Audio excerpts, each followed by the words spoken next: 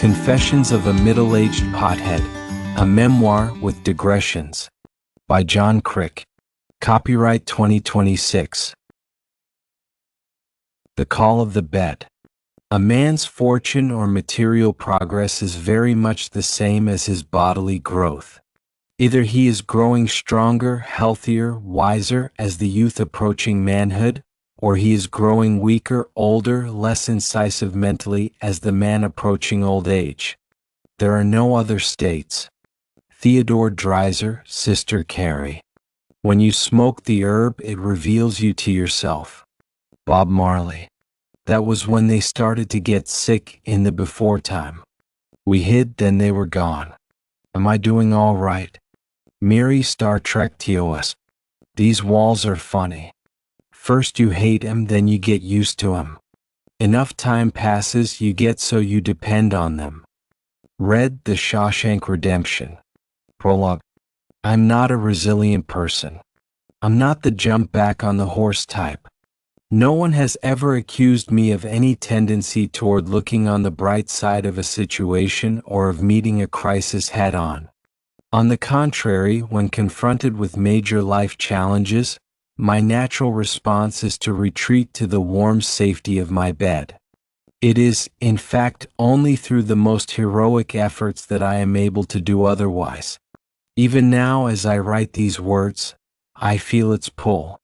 Come, it whispers, my bed? Enough with these literary pretensions.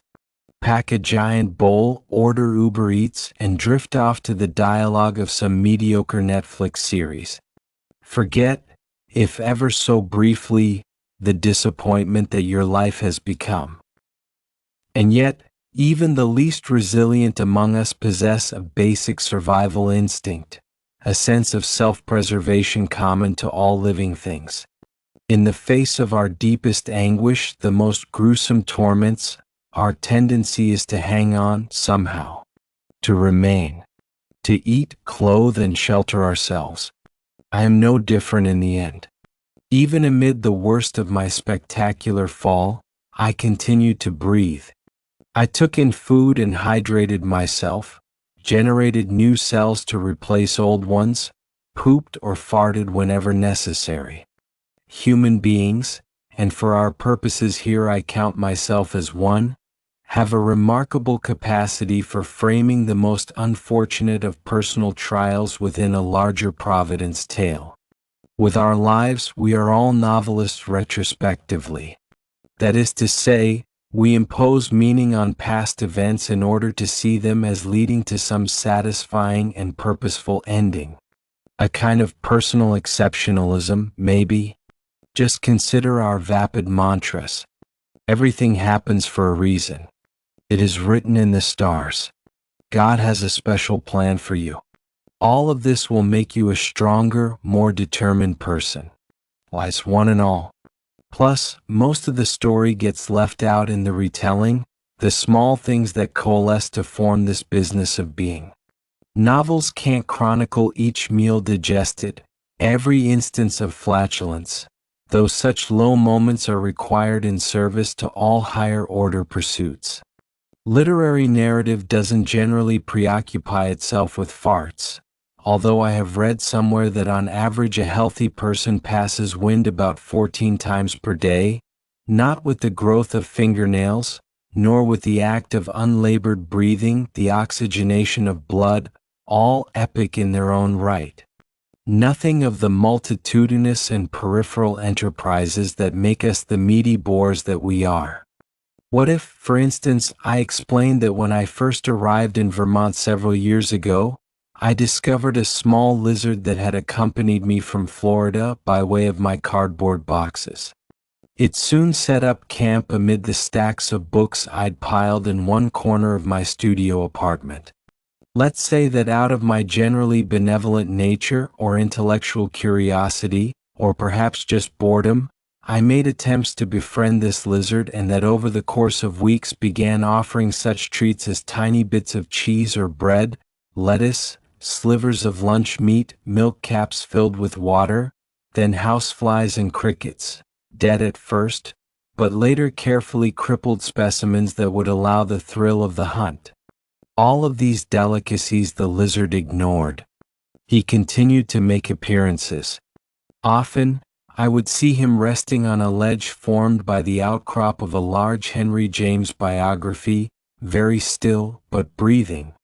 It was a chilly fall that year with the first snow in mid-October, so when I left the apartment I tried to remember to leave the heat on for Herbie, which is what I'd begun calling him, but I'm easily distracted, and it was a stressful semester, having just left a marriage of 12 years and having also started the new position as Associate Professor of English at Cale College, a small liberal arts school where the students called you by your first name and sprinkled F-bombs with calm impunity.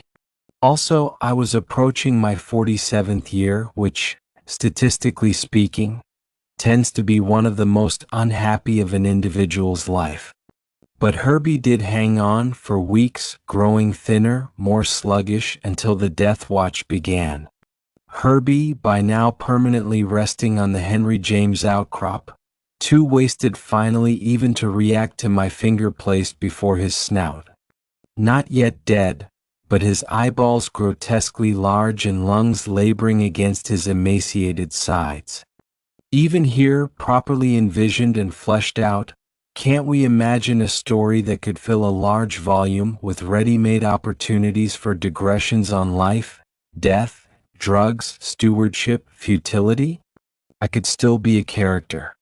I could even write it in the first person and I'd narrate the same timeline, but no mentions of college closures or professional strife. No crushing heartbreak. No substance abuse issues or electroconvulsive therapy. Or, if any of those things, only as backdrop to the main story, the plight of Herbie the lizard. Oh, and let's undercut the whole thing with a sort of tragic irony. We'll say that further research on my part reveals that the lizard was in fact a brown anole, not indigenous to Florida at all, rather a transplant from Cuba and the Bahamas. And indeed they do eat insects like crickets and grasshoppers, also mealworms and even other small lizards. And yet Herbie was doomed from the very beginning because brown anoles can only drink water in droplet form. I would have needed to spray a mist for him to get the benefit. Also, he would have required a multi-spectrum light and some kind of local heat source. Also, further research would reveal that Herbie was actually the villain in the story, an opportunistic intruder, presenting a major problem for his indigenous counterparts, especially green anoles, which the browns mercilessly outcompete, placing stress on Florida's famously beleaguered ecology. And yet, this begs the question as to what one lizard's life could possibly mean amid the broader macroecological concerns, and indeed to what degree any of us despite our own perceptions of centrality, significantly affect the larger structures in which we operate. A few lines above, I referenced the proverbial horse that we are so often encouraged to remount, a sentiment I object to even at the metaphorical level. However, sometimes when I'm lucky, I can manage to use the momentum of my fall to sort of roll off the path and into the ditch. Here, in that earthy private, I'm free to berate myself and swear many complicated oaths up at the cold and indifferent universe. For a while this suffices, sometimes for a long time. But such self-indulgent lamentations, appealing as they are, do eventually grow tiresome. At some point, that irrepressible human will begin to assert itself and I begin stir. Inevitably, I find myself at my desk, staring dumbly into the laptop screen or legal pad, waiting for the writerly impulse to take over. And why not? Wasn't I, in my undistinguished way, a writer of sorts? A scholar of American literature before 1900, with a smattering of publications that included even 2 books, a thin novel that was reviewed positively but sold poorly, and an even thinner critical biography of Edward Milestone, a 19th century Congregationalist minister who later turned to writing short stories and poetry, but who is most remembered today as a close friend, and some have argued lover, to Margaret Fuller? In my Vermont office, my walls were lined with dark lacquered shelves, and these were packed tightly with books. Some of them I had actually read. Others I'd read many times over.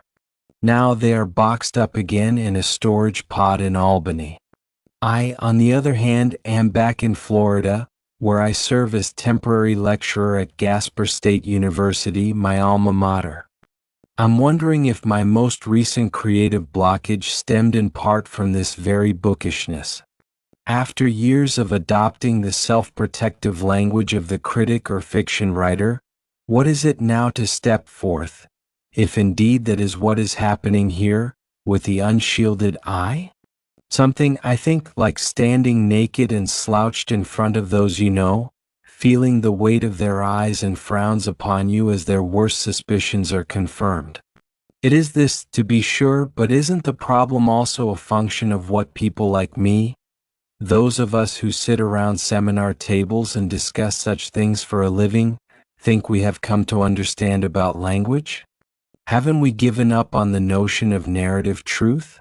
Because what is narrative but experience filtered through language? And doesn't language have a way of shrinking or distorting everything it touches?